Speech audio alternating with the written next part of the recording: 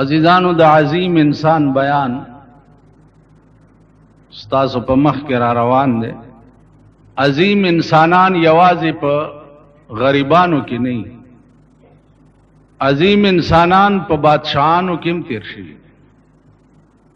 لوی بادشاہ د زمانه بو او هغه به د الله په نيز باندې یو عظیم انسان. علما لیکي چې یو خزا او خاوند ډېر غریبان او داغه ملک بادشاہ چې نو داغه متعلق دا مشهور وا چې څوک ولا ورشي او ست توفا او ډالای ولا یوسي نو هغه ولا ډېر لوی انعام ورکي. نو د خزې خپل خاوند ته وی چې سړیا مونږ خو د خدای غریبان تم دې بادشاہ لا ورشه کنه کسې درکړ. هغه ورته وی چې خزې هغه بادشاہ لا خو خلق توفه او ډالۍ وړي نو مونږ سره سدي. خزې ورته وی چې نور څه خو نشتا، خود پشکال میاشتا او بارانو نشوي دي او دا ډنډ ډکی دي دوبونه، نو دینه بدر ته منګه ډک کما سر به او تړم او دا ول د خپل ملک توفه یوس. ول ډېر خط منګه د ډنډې دوبونه ډکړې دي او سره ول تړلې دي او بادشاہ چون هغه د 2 میاشتو په مزل لري. خزا ور سره شواو میړه د کلی نه بارو وستو د خدای په امان ورته وي او رسخت دا کور ترالو او دسه وک او په مصلا ودرې دا او 2 رکعات نفل وک.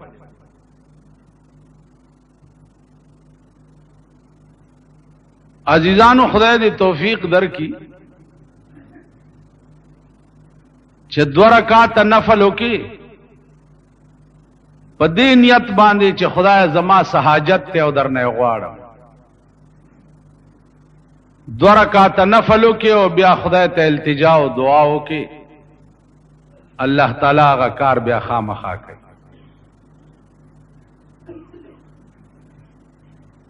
نفل وکړه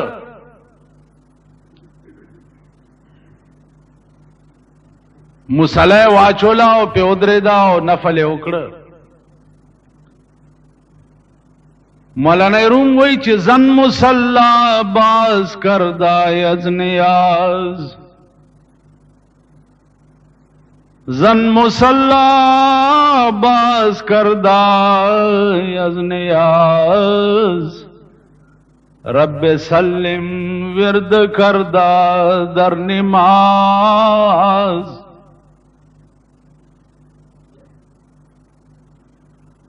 خزی مصلا واچولاو په مانځ کې دعا وکړه. څه دعا وکړه؟ رب سلم ورد کردا در نماز، اے خدایا زما خاوند د 2 میاشتو په مزل باندې لری لاړو، خدا صحیح سالم اورسه او بیا په ډکه منګل واپس راولا. دا دعا 2 میاشتې کې سړی بادشاہ ته ورسېد او درخواست وکړو چې صاحب یو سړی راغلی دی او څه تحفه یې راوړی.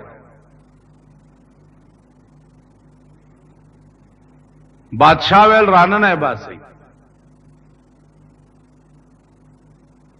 چې دننه بوتلو سړی په خیر رااله جوړې په خیر خیر شه بچیا سدي راوړي دي ورته وی ماء الجنه د جنت وب مې راوړي. بادشاہ ورته وی ماشاء الله سبحان الله الا لك ګلاسونه راوړي چې دا د جنت وب دا ټول د دربار خلق وسکي. ګلاسونه راوړو اندازه وکړئ چې 2 میاشتې کې په منګي کې کومې اوبه پراته وي نو چې د هغې به بوی څنګه وي او د هغې به خوند څنګه وي. نو اول هغه ګلاس بادشاه وڅښل او الحمدلله یې وویل او بیا یې وزیرانو ته وویل چې وڅښئ. وزیرانو خیال وکړو چې د 2 میاشتو اوبه دي او چې بادشاه وڅښلې نو بیا جنیجو څه کار و چې نه به یې څښلې.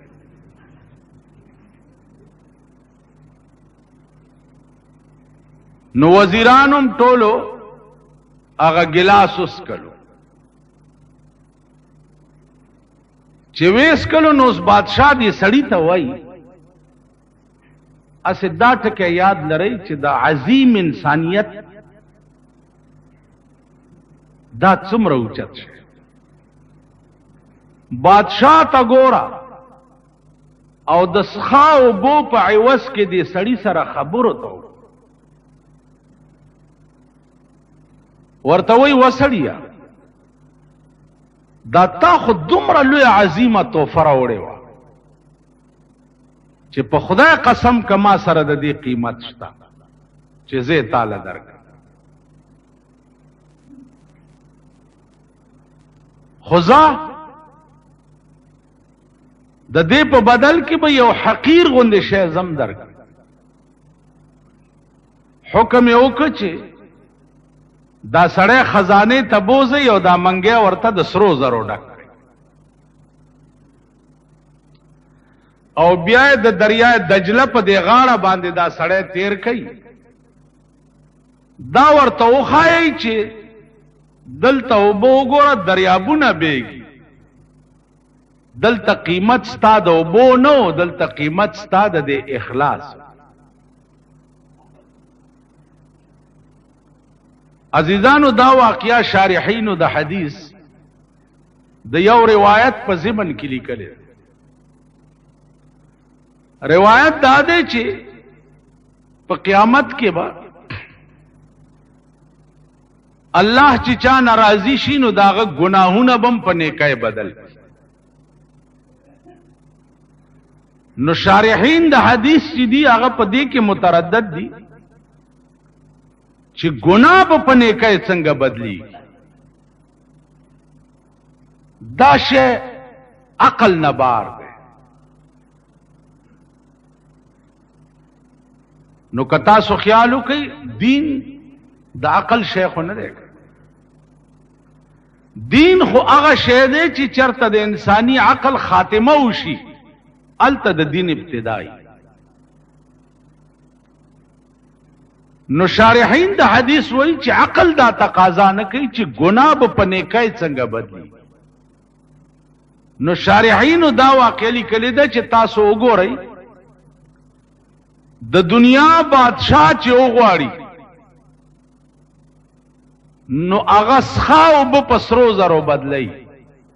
نو قیامت کې چې الله وغواړي نو به ګناه په نیکۍ نشي بدلولی. نو زما عزیزانو په بادشاہانو کې دومره عظیم بادشاہان تیر شوي دي چې عقل ورته حیران. او دا ټول سبق چې و پیغمبري سبق و. هر یو بادشاہ د پیغمبر د شان او داغه د تعلیماتو نه به خبرو. نو د الله مهرباني به چې وشوه نو هغه رنگ به پې وختو او داغه خصلت او خوی چې دی هغه به همداسې شو.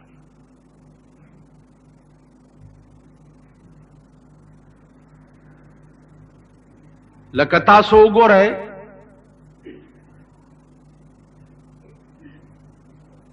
د موسی علیہ السلام زمانہ ده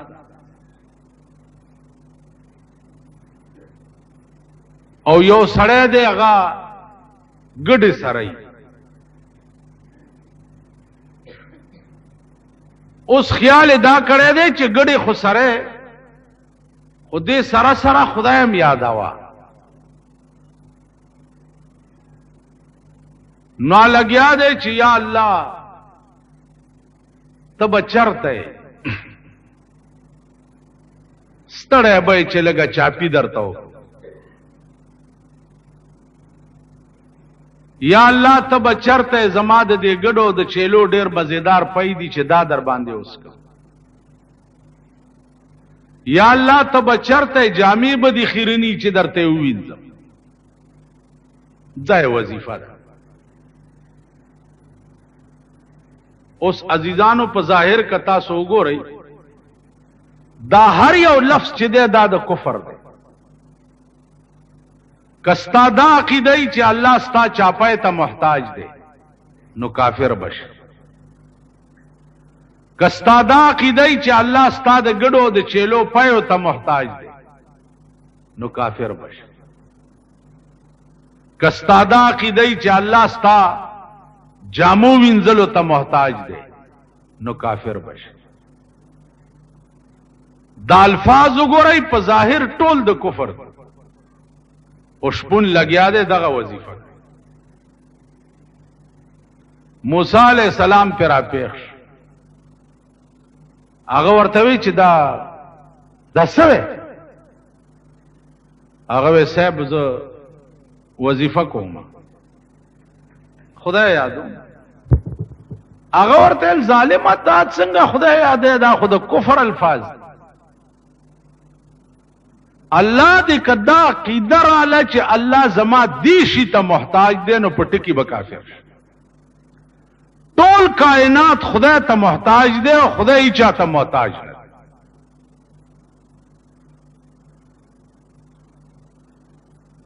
نو دا خود کفر الفاظ دي.